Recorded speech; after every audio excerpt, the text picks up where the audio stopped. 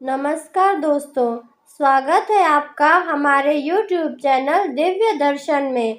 दोस्तों, सावन मास की शुरुआत हो चुकी है। शिव पुराण में बताया गया है कि जो भी भक्त नियमित शिवलिंग की पूजा और सोमवार का व्रत करता है, भगवान शिव उसकी सभी मनोकामनाएं पूरी करते हैं। शिव पुराण में बताया गया है कि भगवान शिव ने संसार में भक्तों के कल्याण के लिए अपने 12 ज्योतिर्लिंग प्रकट किए हैं। धार्मिक मान्यता है कि जो भक्त द्वादश ज्योतिर्लिंग के दर्शन कर लेते हैं, वह जन्म मृत्यु के बंधन से मुक्त हो जाते हैं और वह प्राणी मृत्यु के बाद शिवलोक में स्थान पाते हैं।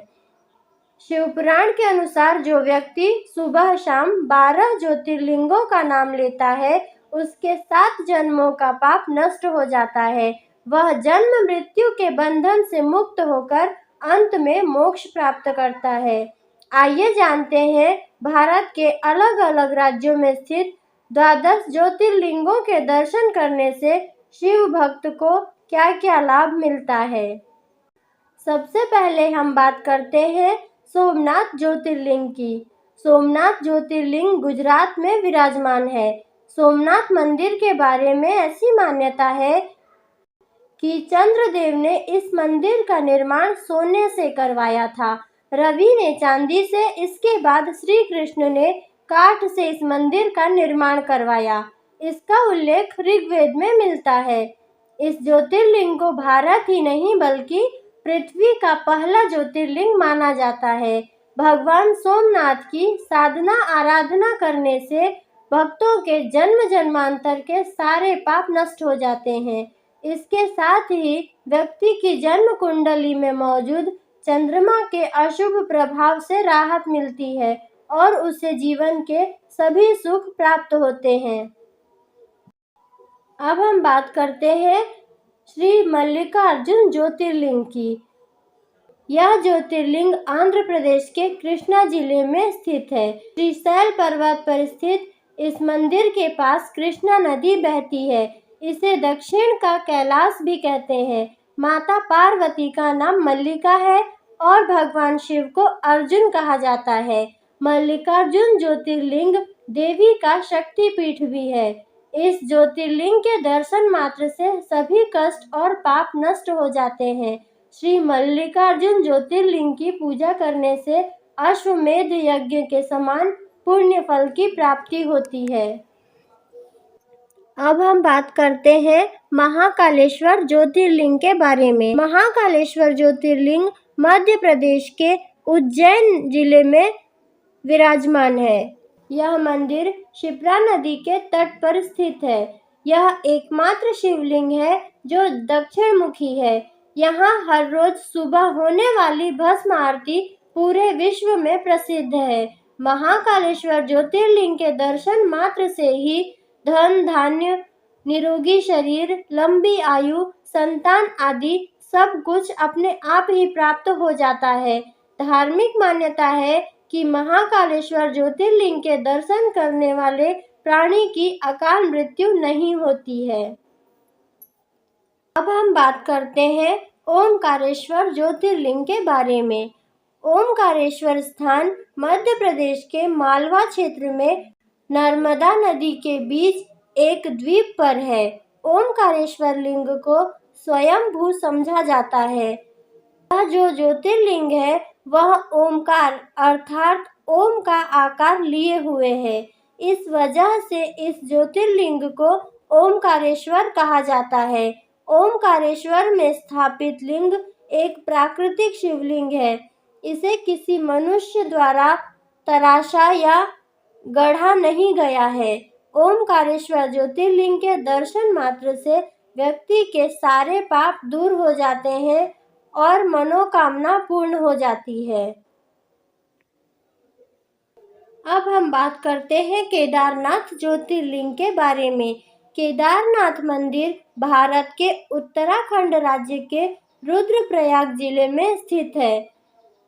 भगवान शिव ने पांडवों को भी वंश और गुरु हत्या के पाप से मुक्त किया था। धार्मिक मान्यता है कि जो भी भक्त बाबा के दर्शन के लिए केदारनाथ धाम पहुंचते हैं। बाबा उनको सभी पापों से मुक्त कर देते हैं। शिव पुराण के मुताबिक केदारनाथ धाम के दर्शन मात्र से ही लोगों को मोक्ष मिल जाता है। अब हम बात करते हैं भीमाशंकर ज्योतिर्लिंग के बारे में। भीमाशंकर ज्योतिर्लिंग को मोटेश्वर महादेव के नाम से भी जाना जाता है। श्री भीमाशंकर पुणे से उत्तर भीमा नदी के किनारे सह्याद्री पर्वत पर विराजमान है। धार्मिक मान्यता है कि यहाँ पर भगवान शिव ने भीमासुर राक्षस का वध किया था। इस ज्योतिर्लिंग के दर्शन करने मात्र से व्यक्ति को समस्त दुखों से छुटकारा मिल जाता है और उसके सभी पाप नष्ट हो जाते हैं। अब हम बात करते हैं काशी विश्वनाथ ज्योतिर्लिंग की। यह ज्योतिर्लिंग वाराणसी में गंगा तट पर स्थित है। इनके दर्शन मात्र से ही सांसारिक भयों का नाश हो जाता है और अनेक जन्मों के पाप दूर हो जाते हैं। इस ज्योतिर्लिंग के दर्शन से मनुष्य परम ज्योति को पा लेता है।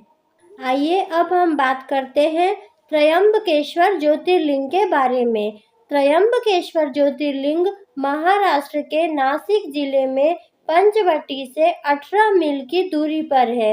यह मंदिर ब्रह्मगिरी के निकट गोदावरी के किनारे स्थापित है।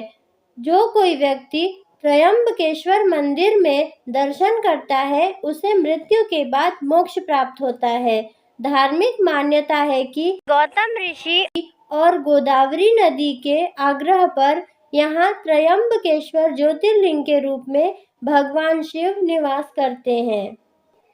अब हम बात करते हैं वैद्यनाथ ज्योतिर्लिंग की।